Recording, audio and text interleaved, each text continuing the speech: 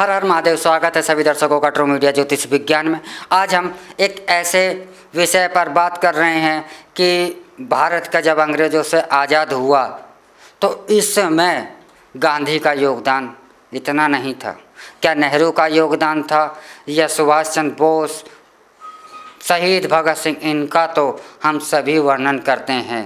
आज़ाद, चंद्रशेखर, हम सबका वर्णन करते हैं। लेकिन आज हम एक ऐसी महान शख्सियत का वर्णन करने जा रहे हैं कि भारत की आज़ादी में अगर बहुत बड़ा योगदान था, या ये कहा जाए कि भारत की आज़ादी के लिए कि कील अगर उसने आखिरी कील ठोकी थी तो वह था हिटलर।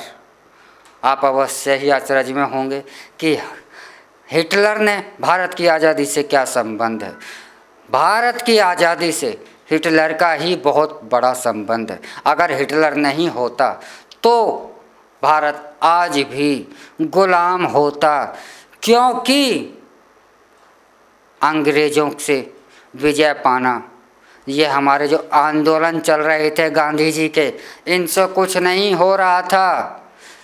अगर हिटलर ने दूसरे विश्व युद्ध के दौरान हमले कर अगर इंग्लैंड की अर्थव्यवस्था को चौपट नहीं किया होता और नेताजी सुभाष चंद्र बोस ने हिटलर के साथ मिलकर इंग्लैंड से जो भी भारत के सैनिक दूसरे विश्व युद्ध के अंदर इंग्लैंड की तरफ से लड़ रहे थे, उनको हिटलर की सेनाएं, क्योंकि हिटलर के साथ जर्मनी के साथ जापान भी था, तो यह सेनाएं कैद कर जापान के द्वारा से भारत, हमारे नेताजी सुभाष चंद्र बोस की आज़ाद हिंद फौज के पास पहुंच रहे थे और एक आंदोलन शुरू हो रखा था।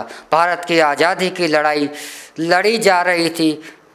लेकिन जब हिटलर ने भारत की आज़ादी के लिए इंग्लैंड की अर्थव्यवस्था को तहस नहस कर दिया, हिटलर के कारण इंग्लैंड की अर्थव्यवस्था तहस नहस हो गई, क्योंकि भारत की आज़ादी के लिए जो आज़ाद हिंद फौज की जो सेना थी, इसमें भी तेज़ी के साथ इजाफा हो रहा था, क्योंकि इंग्लैंड की जो सेना थी यह लड़कर वापस आज़ाद हिंद फौज में शामिल हो कर के भारत की आज़ादी के लिए लड़ रही थी और बर्मा तक उन्होंने जीत भी लिया था और 12 देशों की ने भारत को, आज़ाद हिंद फौज को और मान्यता भी दे दी थी भारत को।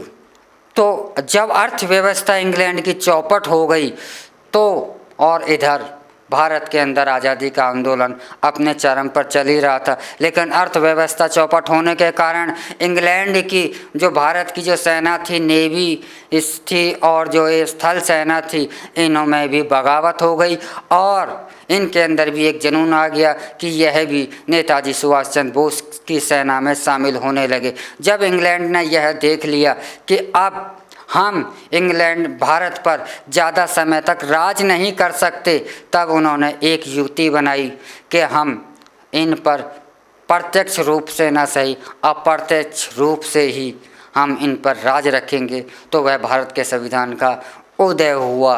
यह सही मायने में तो यह इंग्लैंड का ही संविधान है, उन्हीं के बनाए हुए कानून है। लेकिन भारत की आज़ादी में अगर बहुत बड़ा योगदान हिटलर का रहा है कि अगर हिटलर इंग्लैंड की अर्थव्यवस्था को तहस नहस नहीं करता उस समय, तो यह देश आज भी इंग्लैंड का गुलाम ही होता। तो हमें भारत की आज़ादी के लिए हिटलर का भी बहुत बहुत धन्यवाद कहना चाहिए और अपने स्वतंत्रता संग्राम में हिटलर को नहीं भूलना चाहिए। इसी के साथ हम आपसे इजाज़त लेते हैं और अगले एपिसोड में हम आपसे फिर मिलेंगे एक नए विषय के साथ, एक नई जानकारी के साथ।